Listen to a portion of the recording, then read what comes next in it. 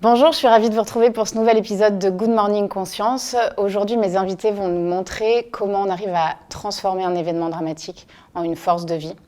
C'est un couple lumineux, bourré d'énergie, qui est sans cesse en train de dépasser ses limites et les croyances et les injonctions sociales. Je suis ravie de rencontrer et de recevoir surtout Pierre et Myriam. Bonjour. Bonjour. Waouh. Ultra impressionnant d'avoir deux invités aujourd'hui. Vous êtes un couple. Forcément, la première chose qu'on a envie de savoir, c'est l'histoire. Comment vous vous êtes rencontrés? C'est quoi votre histoire? Je t'en prie. Super. Vas-y. On s'est rencontrés, en fait c'est assez marrant parce que Pierre et moi on a fait la même école pendant 5 ans, la même école de commerce, et on s'est jamais croisés, et on s'est rencontrés au mariage d'un ami commun quelques mois après la sortie de l'école. Et donc on s'est retrouvés assis à côté à un mariage. Quasiment par hasard, on va dire. C'était un petit peu arrangé. Ah ouais. Mais ouais, voilà. Donc, mais du coup, on a bien rigolé, on a passé une bonne soirée, ça a bien accroché. Et on s'est rendu compte assez rapidement qu'on avait une passion commune notamment qui est le voyage, et ça nous a pas mal rapprochés. Voilà. Tout de suite. Ouais, il a fallu quelques jours. Ah, je ne veux pas rentrer dans les détails de l'histoire de la soirée, mais tout de suite, vous êtes, c'est vraiment, ça a été le point d'accroche principal, le voyage. Ouais, assez rapidement. Enfin, pendant la soirée, c'était plutôt sur d'autres sujets, mais après, assez rapidement, on a tout de suite vu qu'on aimait l'aventure, le voyage. On a tout de suite eu envie de partir en week-end tous les deux. Votre premier voyage, alors, c'est où? On est parti pour la première fois en week-end. On est parti tout simplement à la montagne dans un appartement qu'on a, et donc j'ai pu l'emmener voir la station dans laquelle j'allais skier depuis le début. Et ensuite le premier vrai voyage, là, on est parti un peu sur un cliché. On est parti 4 jours à Venise. Magnifique. Gros cliché quand même. Gros cliché.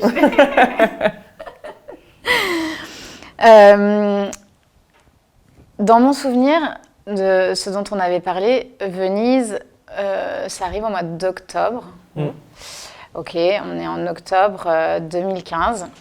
Donc très vite derrière, on arrive au 13 novembre 2015, qui est une date, je pense, qui est gravée à jamais dans toute la tête des Français, mais qui résonne encore plus pour vous deux et pour toi, Pierre. Qu'est-ce qui se passe ce jour-là? Ce jour-là, moi, je me rends à un concert avec des copains, et en fait, au bout d'une petite heure, le concert change radicalement de sens, et en fait, du coup, il y a 3 terroristes qui rentrent dans la salle. Et moi, j'ai été touché immédiatement après le début de l'attaque, donc j'ai eu un blackout d'une dizaine de minutes environ. Et en fait, pendant ce temps-là, il y a un de mes copains qui a réussi à s'en sortir, l'autre est resté à côté de moi, allongé sur le sol, et lui, il n'a pas été touché, donc heureusement. Mais en fait, au moment où moi je me réveille, mon cerveau m'envoie un message comme quoi je ne remarcherai plus. Et ensuite, il y a eu toute cette période d'attente dans la salle, jusqu'à attendre que justement que la BRI, les médecins, etc. puissent rentrer une fois que c'était sécurisé. Donc voilà, et Myriam n'était pas là, et c'est une grande chance qu'elle soit allée dîner avec sa copine ce soir-là. Ouais. Et toi, du coup, qu'est-ce qui se passe? Donc, tu es au restaurant? Moi, je suis chez une amie. Ouais. Et en fait, du coup, on est en train de dîner tranquillement. Et en gros, sa fille l'appelle en lui disant là, je suis dans Paris, il se passe quelque chose, il faut que je rentre. Et donc, on allume la télé. Effectivement, on voit qu'il y a des attaques. Et j'ai pas compris tout de suite. Il m'a fallu quelques secondes pour comprendre que Pierre était effectivement au Bataclan. Je connaissais pas trop les salles de concert parisiennes à l'époque. Et bon, ça a fini quand même par arriver assez vite. Et Pierre ne répondant pas, etc. Voilà. Je me suis bien dit qu'il y a quelque chose qui se passait pas bien. Et voilà. Donc du coup, je lui ai laissé des messages en lui disant, je lui ai laissé un message en lui disant, rappelle-moi quand tu as ce message, parce que je voulais pas non plus trop l'appeler et le mettre en danger. Et donc du coup, j'ai juste dit, rappelle-moi quand tu as ce message. Et il n'a pas rappelé. C'est pas très sympa. C'est pas très sympa, mais c'est moche. t'es quand même pas très cool, je trouve. Ouais. Enfin, c'était le début de votre relation. Enfin, qu'est-ce que non, tu mais on fais, est d'accord, quoi. il ne fait aucun effort. Déjà. Et donc, moi, ce que j'entends, c'est que donc, de manière instinctive et intuitive, presque même physiologique, il y a vraiment une information à ton cerveau qui te dit directement voilà, j'ai été touchée, je sais pas où, je sais pas comment, mais je vais plus remarcher. C'est ça. Toi, t'es en attente, ne sachant pas ce qui se passe réellement et non plus vers qui te diriger. Est-ce que finalement, sachant que Pierre est au Bataclan, est-ce que tu te dis je vais aller devant et enfin une fois que les choses se sont un peu calmées, non, qu'est-ce que tu dis, qu'est-ce que tu fais? Les choses se sont pas vraiment calmées. Du coup, ce qui était compliqué, c'est qu'on était ensemble depuis 5 mois et du coup, moi, je connaissais pas encore beaucoup l'entourage de Pierre en fait, donc c'est un peu compliqué. Moi, je voulais pas trop inquiéter mon entourage à moi, ne sachant pas quelles informations donner, donc du coup, j'ai pas trop non plus appelé de mon côté, ou assez peu.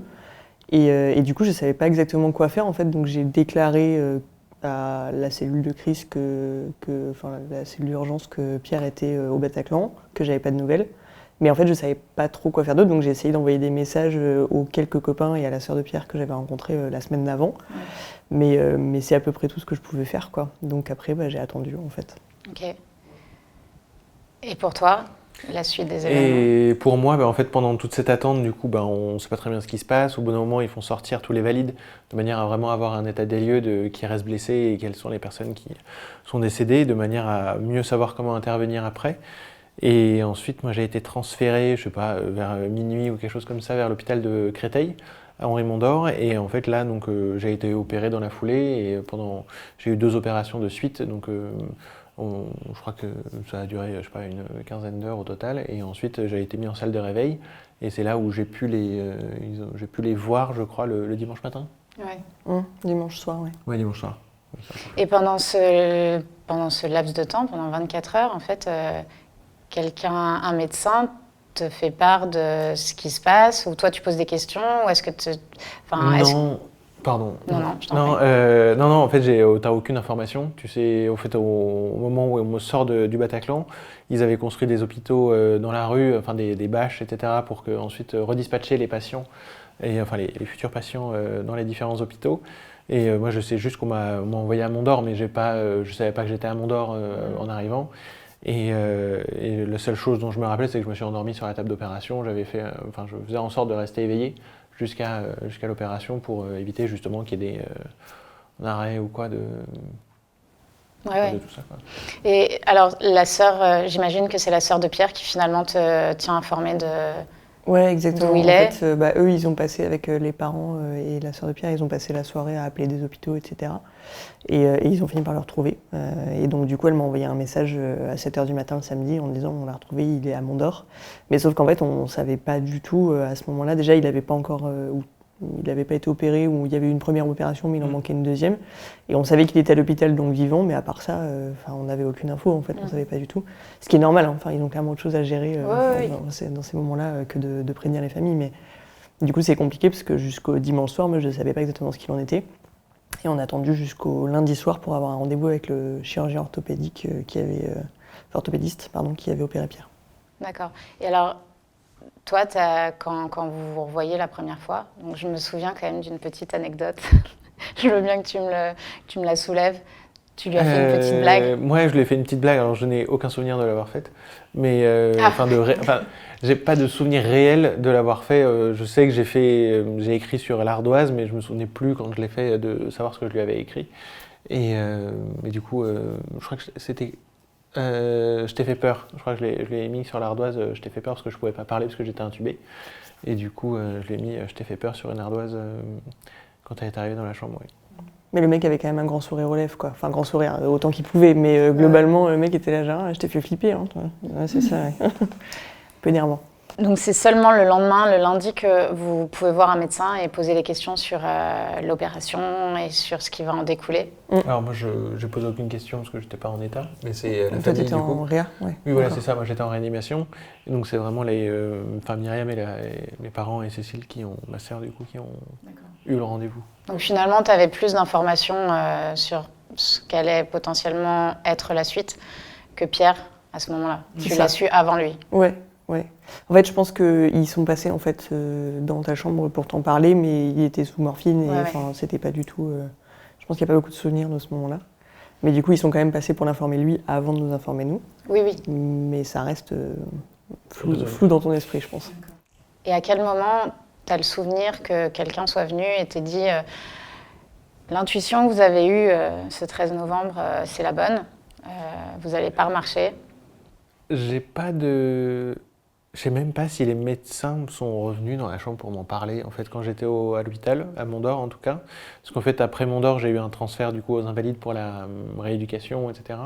Et à ce moment-là, au moment où je suis arrivé aux Invalides, il y a un interne qui a fait un bilan complet de ce qui m'était arrivé pour voir à peu près l'état justement de mes jambes, etc. Et c'est lui qui a été enfin dans mon souvenir, c'est lui le premier qui m'a remis une petite claque en me disant mais en fait vous ne marcherez pas, mais de manière assez froide, parce que en fait même pour lui qui était, enfin on avait à peu près le même âge, c'était hyper dur de voir tous ces jeunes du même âge qui sont voilà, blessés de cette manière-là avec des armes de guerre, etc. Et ensuite, quand je suis revenu à Mondor pour un check-up avec un des autres médecins, la neurochirurgienne, c'est elle qui m'a redit à nouveau que c'était irrémédiable pour le moment, à moins que la science fasse des miracles. Je veux bien venir sur ton sentiment à toi, Myriam, à ce moment-là, parce que comme vous venez de le dire, ça fait 5 mois que vous êtes ensemble, que vous vous êtes rencontrés. Et je me souviens, quand on s'était eu au téléphone, tu m'avais précisé que ta famille vous étiez forcément rapprochés de manière très rapide, tous. Et ils étaient... ils te soutenaient vraiment dans ta décision, du fait que ça faisait peu de temps que vous étiez ensemble, que si tu voulais évidemment partir ou... Enfin, voilà, il te soutenait vraiment dans le choix que tu allais faire, quoi. Ouais, qu'est-ce que tu ressentais, toi?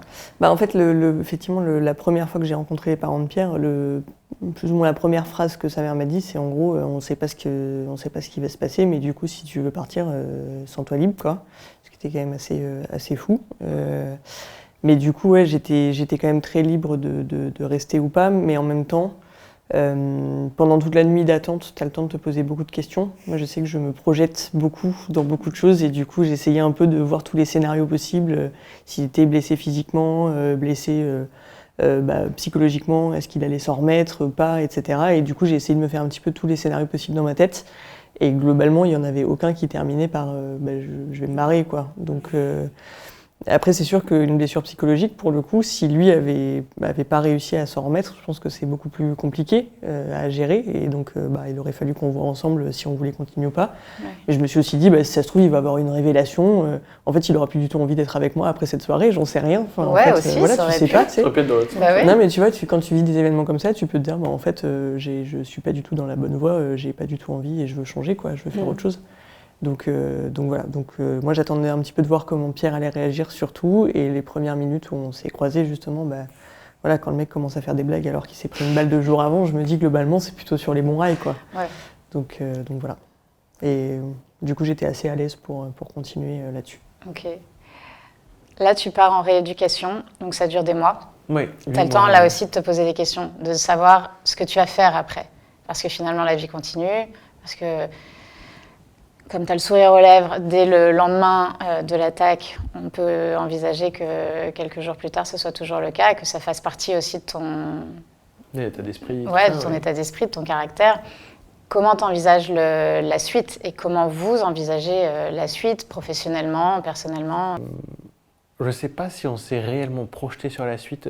En tout cas, je pense qu'on se concentrait plus sur déjà aller mieux. Donc déjà toutes les séances de kiné, d'ergothérapie, de manière à savoir appréhender un fauteuil, comment tu vis en fauteuil en fait. Et donc ça déjà c'était la première étape. Après on s'était déjà dit quand on s'est rencontrés qu'on voulait, si ça se passait bien, autant emménager l'année d'après. Donc on s'était fixé à l'été 2016, donc c'est ce qui s'est passé.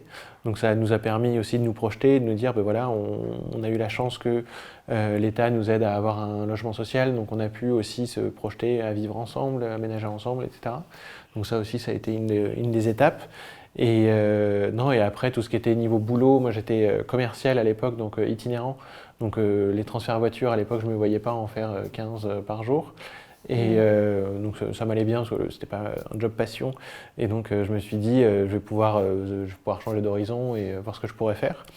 Et sans aucune idée évidemment de ce qui m'intéressait à l'époque. Et voilà, donc on prenait étape par étape et l'idée était principalement de revivre des bons moments. Donc, il y avait tous les copains qui venaient, la famille, etc. qui venaient tous les jours. Donc c'était reprendre goût à la vie et ensuite on verrait comment ça se passerait. Ouais, sur les bons moments, je me souviens quand même d'une anecdote qui m'a vraiment touchée. C'est ta sœur était en train de construire une maison dans le sud quand tout ça est arrivé. C'est ça. Et en fait, du coup, nous, aujourd'hui, quand on descend dans le sud, parce que moi je viens d'Aix-en-Provence, on dort chez elle parce qu'en fait, elle a profité des travaux pour faire aménager. C'était in extremis, à quelques jours près, on n'aurait pas pu. Et du coup, elle a fait aménager la maison pour qu'on puisse y aller. Et c'est là qu'on dort quand on descend maintenant en vacances. J'adore donc cette histoire. Ouais, c'est trop cool. Malgré tout, donc, cette rééducation s'arrête, vous emménagez ensemble, vous faites ces vacances chez ta sœur, vous emménagez, et puis faut retourner dans la vie, faut retourner travailler. C'est ça. Et tu trouves un nouveau job. Oui, complètement. C'est par contact, j'ai réussi à intégrer le groupe Accor dans un domaine complètement nouveau, donc le digital. Et en fait, j'ai été accueilli à bras ouverts le 14 novembre 2016. Donc 1 an et 1 jour après. Et toi, tu continues dans la boîte pour moi, laquelle tu bossais? Moi, j'ai pas arrêté, en fait. Ouais. J'ai pas arrêté de bosser, du coup. Enfin, si, j'ai arrêté 15 jours après les attentats, mais sinon, j'ai continué. Et moi, ma boîte était super. Franchement, T'as eu des horaires les gens aménagés, étaient hyper... Voilà, ils ont aménagé mes horaires. Mes clients étaient hyper cool. La boîte dans laquelle j'étais, ils ont été trop sympas. Ils ont fait en sorte que tout se passe bien, etc. Et donc, non, du coup, c'était top, quoi. Enfin, franchement, encore une fois, beaucoup de chance. Et là, l'amour premier, à part votre histoire, mais qui vous réunit, c'est le voyage. Il revient sur le tapis, celui-là. C'est ça. Ouais. Bah oui, en fait, on a envie de reprendre le voyage, mais c'est un peu flippant parce qu'on ne sait pas trop comment ça se passe en fait quand on n'y est pas confronté. Voyager en fauteuil, on ne sait pas trop ce que ça donne. Et c'est vrai que y a très peu d'infos à l'époque sur Internet, donc on flippe un peu et on a envie de se dire on a un peu peur, mais on a quand même envie d'y aller, quoi. Et donc on se dit on va partir au Canada, ça nous fait rêver depuis longtemps. On va tenter. L'avantage du Canada, c'est que c'est anglo-saxon, donc normalement c'est relativement accessible. Donc on prend pas trop de risques entre guillemets, et puis on va se lancer et on va tenter le truc. Mais il y a de l'appréhension, il y a de la peur, il y a une grosse organisation. Et ça, vous le faites seul. À ce moment-là, ce voyage, vous l'organisez vraiment seul, au mieux, avec des codes de vos vies d'avant, quoi. Oui, c'est ça, oui. Et en fait, tous nos voyages, même depuis le premier, en fait, c'est nous qui les organisons tout seuls. Et en fait, on s'est simplement dit, mais en fait, pourquoi devoir passer par une agence alors qu'on pourrait potentiellement le faire par nous-mêmes? Donc en effet, ça prend du temps de trouver les bons hébergements. Mais encore une fois, comme disait Myriam, les pays anglo-saxons sont un peu plus en avance sur le côté accessibilité. Donc on trouve facilement des chambres accessibles. Mais sauf que, en effet, quand tu regardes des blogs, c'est mon fauteuil est arrivé cassé à l'aéroport. Comment est-ce que tu fais pour te projeter en te disant, en fait, je vais arriver sereinement et pouvoir me balader? Et là, en fait, on est parti avec, je pense, 75 kg de matériel, une chaise de douche, une grosse roue électrique pour braver les forêts et autres. Et en fait, on s'est nous-mêmes un peu mis des limites en se disant, en fait, on va plus la forêt, les parcs nationaux, en fait, ça va être un peu compliqué, peut-être que c'est pas aménagé. Donc, en fait, on a fait beaucoup les villes, les endroits un peu accessibles, etc. Et sans... c'était moins fun que le voyage qu'on aurait vraiment pu faire si on avait eu la bonne information. Oui. Et en plus, Myriam est revenue avec quelques muscles en plus, c'est ça, a priori. C'est ça, et quelques points de vie en moins, je pense. J'étais crevée, j'en pouvais plus. Et du coup, on avait fait un road trip comme si on n'avait pas de matos à transporter, donc on bougeait tous les jours. Mais du coup, changer d'hôtel tous les jours avec 75 kg de matos, c'est l'enfer parce que du coup, tous les matins, tous les soirs, il fallait décharger la voiture. Et accessoirement, à chaque fois qu'on s'arrêtait quelque part, il y avait quand même aussi le fauteuil de monsieur à descendre, à remonter, enfin voilà. Donc effectivement, ça n'a pas été les vacances les plus reposantes de ma vie. Ouais. Non. Mais ça remet quand même le pied à l'étrier et ça vous donne toujours envie de voyager. Et toi, tu te fais contacter, tu es contacté par une association qui s'appelle Comme les Autres. C'est ça. Et en fait, cette association, leur idée, c'est justement quand tu as un accident de la vie, quel qu'il soit, donc c'est plus souvent orienté pour les personnes handicap moteur, donc en fauteuil roulant, et c'est, en fait, tu es souvent un peu cocooné, on fait attention à toi, ah là là, attention, il y a une petite marche, je vais t'aider et tout. Et leur idée, c'est de te sortir du cocon familial et de vraiment te confronter à la vie et te montrer qu'en fait, tu peux faire énormément de choses, que tu peux faire plein d'activités, partir en voyage. Et avec eux, on est parti, enfin, je suis parti, parce que les proches ne sont pas invités, pour éviter de brimer la personne en fauteuil. Et en fait, on est parti pendant une semaine à Marrakech, pendant laquelle on a fait du tir à l'arc, du tennis, du quad, du kayak. Et en fait, ça réouvre tous les horizons. Et tu te dis, en fait, il y a des millions de choses qu'on peut faire. Et en fait, quand je suis revenu, Myriam était déçue de ne pas avoir vu justement de ne pas avoir été là au point d'origine de ce changement radical de vie. Et en fait, c'est à partir de ce moment-là qu'on s'est dit, en fait, les limites, c'est fini. Les parcs nationaux, on va les faire et on va pouvoir aller partout, quoi. Et là, c'est à ce moment-là que vous, je sais pas comment vous appelez ça, vous fondez Wheelworld, vous créez Wheelworld. Ça viendra un peu après, parce que Oui. du coup là on est, non mais du coup on est, donc Pierre revient de ce séjour, effectivement ça nous ouvre un peu les yeux, mais en fait là on est quand même dans un cadre très organisé, c'est organisé par l'association, etc. Donc on avait aussi envie de tester par nous-mêmes et voir ce qui était possible. Et du coup on profite de notre voyage de noces, donc on se marie en mai 2018 et on part en voyage de noces dans la foulée. Et en fait, c'est là où vraiment, nous, on a commencé à se dire, mais on peut organiser plein de choses. Et en fait, on a vécu des moments incroyables, et notamment un survol du Grand Canyon en hélicoptère. Ah oui, c'est ça. Où, voilà, où les gars nous avaient dit, en fait, vous pourrez pas venir, enfin, nous, on pourra pas vous aider pour monter dans l'hélico. Donc, potentiellement, vous pourrez pas monter parce que sans aide, c'est pas possible. Et finalement, on a décidé d'y aller quand même en disant, on en a un peu marre qu'on nous mette des barrières tout le temps, donc on va y aller. Et en fait, oui, les gars nous ont aidés et on a réussi à faire le truc. Et en fait, on n'avait pas fait grand-chose, mais on était trop fiers de nous. Parce qu'on s'est dit, on est allé contre ce truc de dire, de toute façon, vous ne pourrez pas. Et on l'a fait et on a vécu des moments incroyables. Et c'est en rentrant de ce voyage-là où on s'est dit, en fait, on n'a pas envie de rentrer. Là, on commence à revivre. On a envie que ça continue. Et surtout, on a envie de permettre à d'autres de revivre ces émotions-là assez rapidement après avoir eu un accident. Et de ne pas attendre des plombes. Donc on veut donner de l'information à des gens qui sont en situation de handicap pour qu'ils puissent eux aussi voyager, quoi. Trop bien. Ouais. Et donc on a créé Wheelworld du coup. Au moment où vous créez Wheelworld, là, vous envisagez de faire un tour du monde? C'est ça. C'est ça, ouais, complètement. Oui, voilà. Non, en fait, pour créer Wheelworld, on s'est dit, voilà, on veut donner à la fois de l'information pour que d'autres puissent partir en voyage comme nous et le faire par eux-mêmes. On donne l'information de l'équipement, comment est-ce qu'on part en voyage, avec quoi, comment, pour justement éviter ce qu'on a fait au Canada où on est parti avec trop de matériel. Parce que quand on est parti aux États-Unis, on était vraiment minimaliste, on n'avait que ce qu'il nous fallait. Et donc pour ça, on crée Wheelworld et on se dit, on va essayer de taper un grand coup dans la fourmilière et on va se dire, on va partir dans tous les pays qu'on pensait inenvisageables en fauteuil. Donc là, on se dit, on va partir en tour du monde à travers 15 pays sur les 4 continents. Et donc avec de l'Amérique du Sud, l'Afrique où on pense que c'est que du sable et impossible, l'Asie parce qu'on avait l'idée d'assister aux Jeux paralympiques de Tokyo à l'époque et avant la pandémie. Et donc voilà, en fait on planifie un petit peu ce tour du monde et on se dit pour encore plus taper fort, on va essayer de faire un défi majeur par continent. Donc en Amérique du Sud, on est allé faire le Machu Picchu, on a traversé la Nouvelle-Zélande en tandem. Et on s'est ensuite, pour la partie africaine, on voulait gravir le Kilimandjaro, mais on a malheureusement été coupé avant par le Covid. Ouais.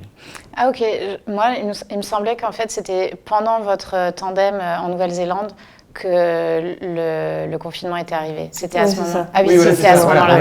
Ah oui, d'accord, vous avez été coupé, vous n'avez pas pu le faire. On a fait que la moitié du tour du monde. Donc en fait la moitié du tour du monde et l'aventure s'arrête sur les routes de Nouvelle-Zélande à 300 km de l'arrivée.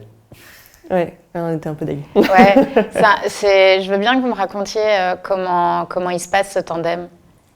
Alors le tandem déjà c'est un gros truc, c'est un vélo qui fait, il doit faire 2,50 m de long à peu près, et donc Pierre est assis à l'avant, il y a une espèce de siège un peu en transat à l'avant, et il a un main-dalier, donc en fait il contribue à l'effort en pédalant avec les mains.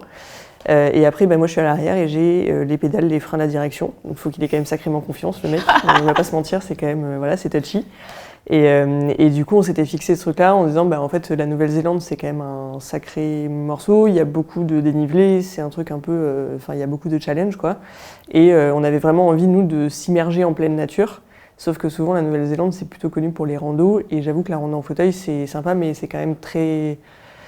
il y a assez peu de chances qu'on aille au bout en général d'une rando qui est faite pour des valides, quoi. Donc du coup on essaye, mais on est souvent confronté à des demi-tours, des machins. Donc l'itinérance à pied est pas vraiment une option. Et donc on s'est dit, slow travel, on va faire une itinérance à vélo, puisqu'on peut pas la faire à pied.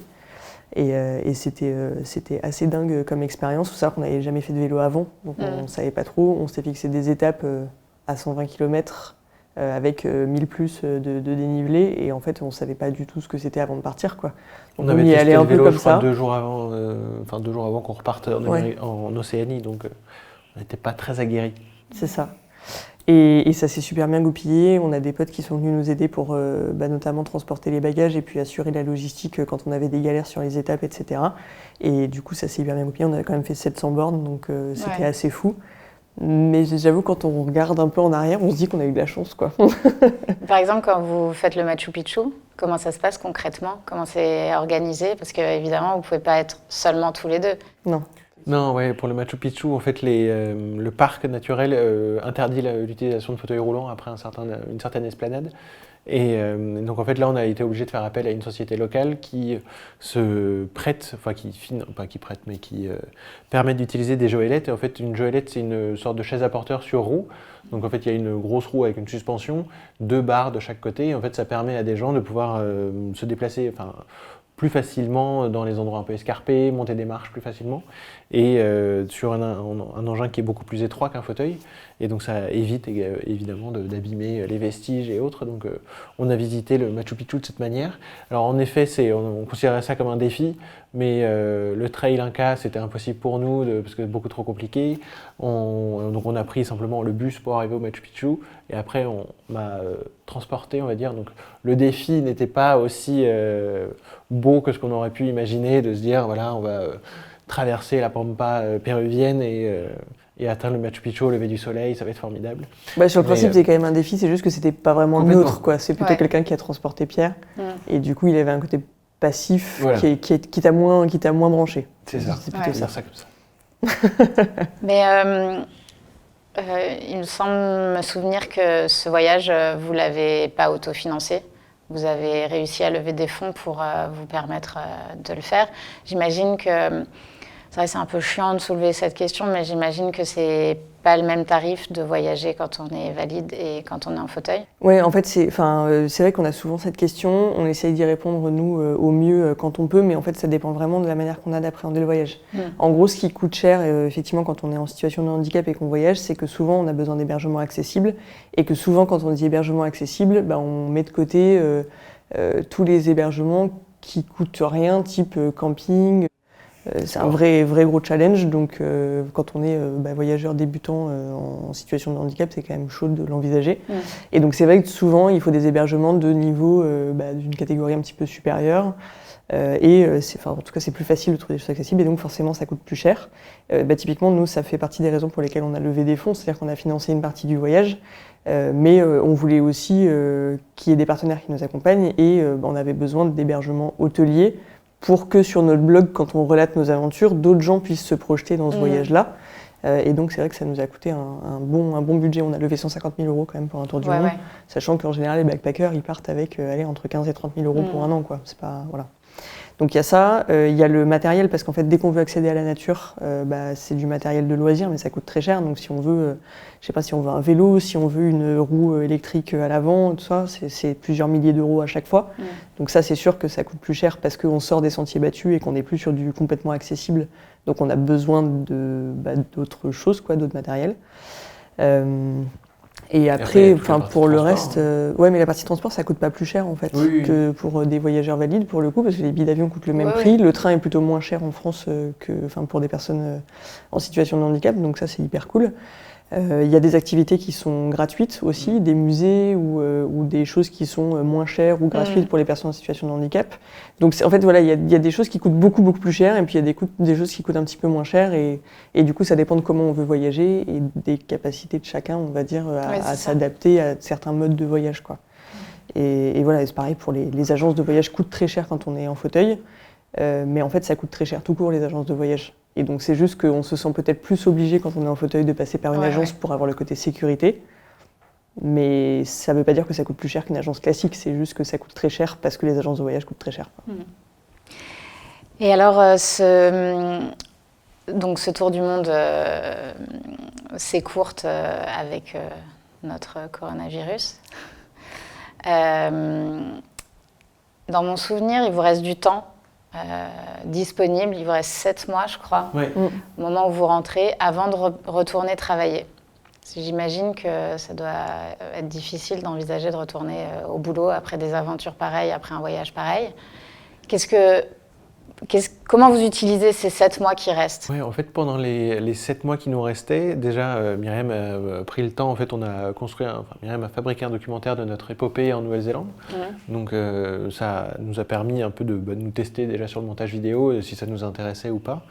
Et ensuite, on s'est dit, on ne peut pas arrêter Wheel World de cette manière. On retrouve le boulot en mois de décembre 2020 normalement. Et en fait, on se dit, comment est-ce qu'on peut mettre à profit tout ce qu'on a appris pendant le tour du monde et quand même continuer à voyager un petit peu, malgré les frontières fermées. Et en fait, on s'est dit, mais si on a pu faire du kayak au pied d'un glacier en Argentine, si on a pu faire du vélo en Nouvelle-Zélande, toutes ces activités, en fait, on doit pouvoir les faire en France.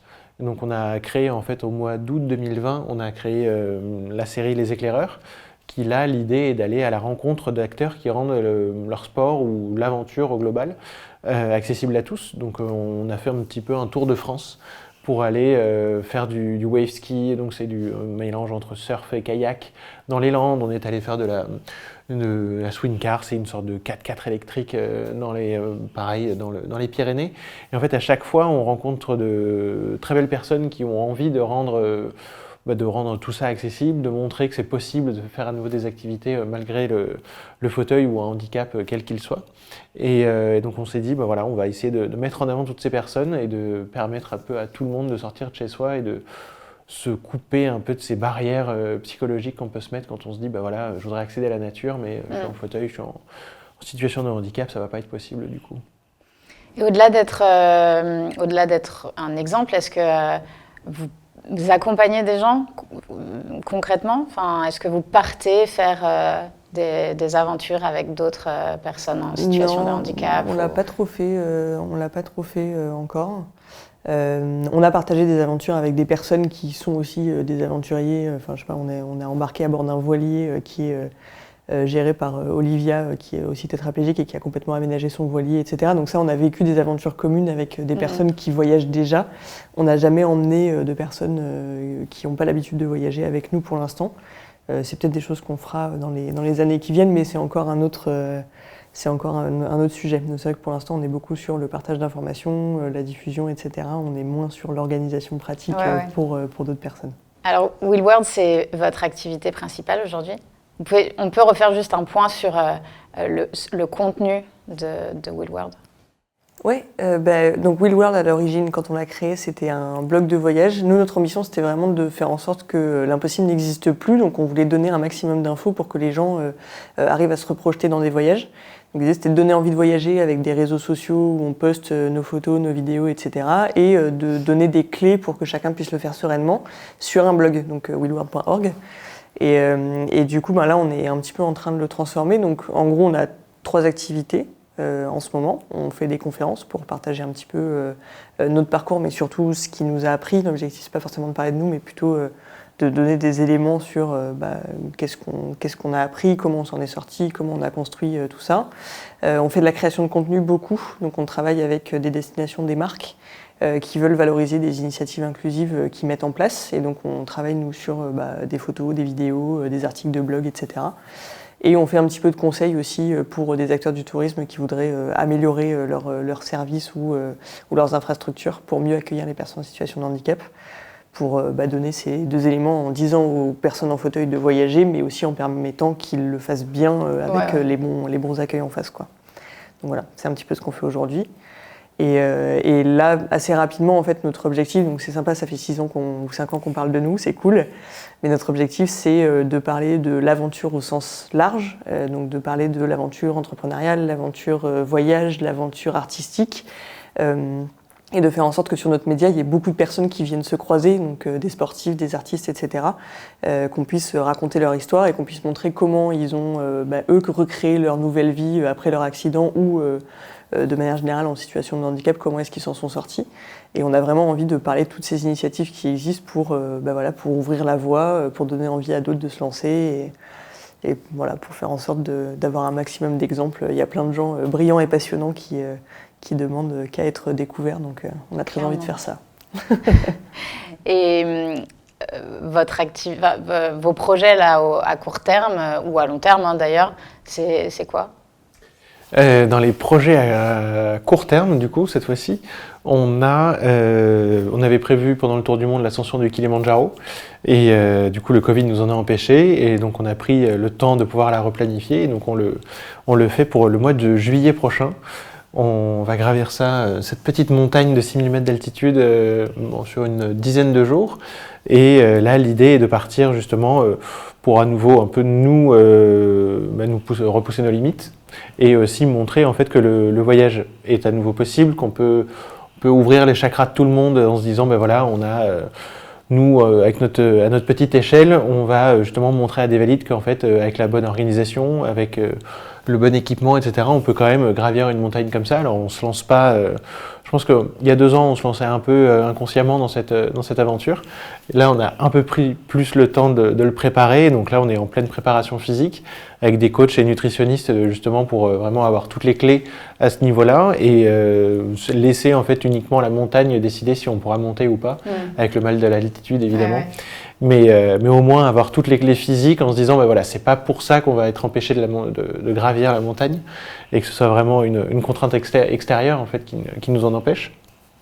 Si quelque chose nous en empêche, on a si encore quelque chose nous en empêche. Le sommet quand même a priori. C'est clair.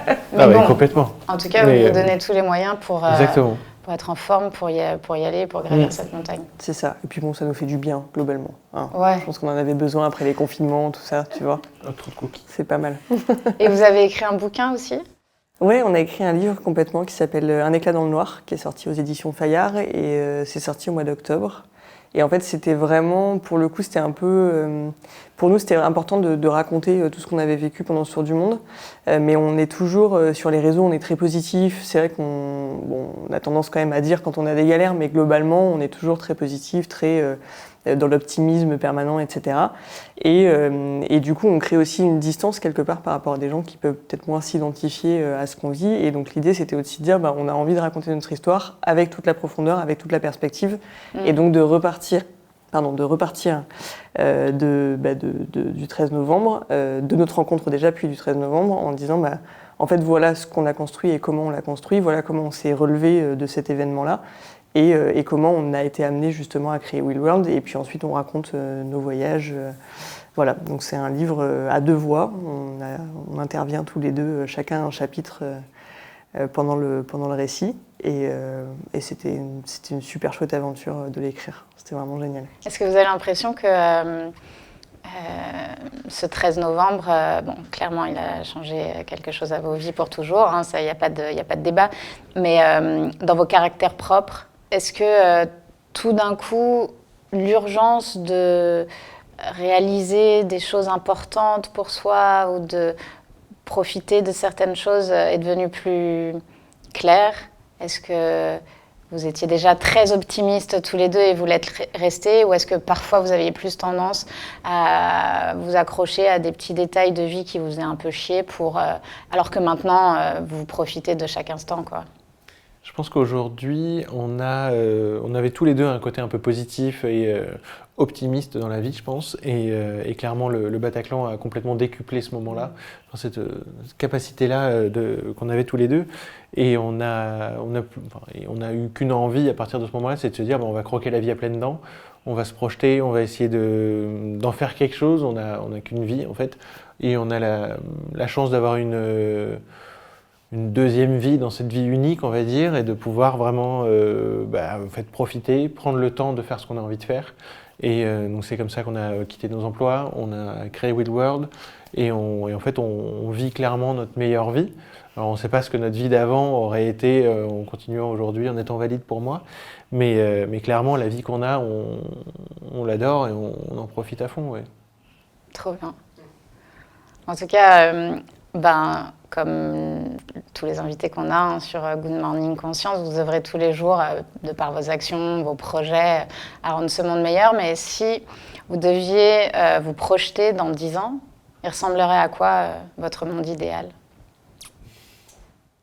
Grosse question. Y a beaucoup de trucs qui partent un petit peu en vrille quand même en ce moment. Donc je ne sais pas si c'est notre monde idéal à nous ou de manière plus large. Mais non, mais déjà, si on se concentre un petit peu sur nos sujets à nous, moi je pense qu'il y a quand même pas mal de choses à faire évoluer sur l'accès en fait à une vraie égalité pour les personnes en situation de handicap, et pas que le handicap moteur, mais Voilà, aujourd'hui, c'est quand même une galère. Quand tu es en situation de handicap, il y a quand même beaucoup de trucs Alors, il y a plein de trucs qui avancent, mais il y a aussi beaucoup de trucs qui sont pas accessibles au même niveau. Et notamment des trucs qui touchent assez vite en fait, à la dignité humaine. Quoi, voilà, quand il n'y a pas de toilette accessible quelque part, en fait, c'est horrible d'imposer ça à quelqu'un. Et c'est des choses qui existent encore aujourd'hui où tu galères à trouver des trucs de base, ou juste une chambre pour la nuit, ou voilà, un toit. Et donc il y a quand même pas mal de choses à faire évoluer là-dessus.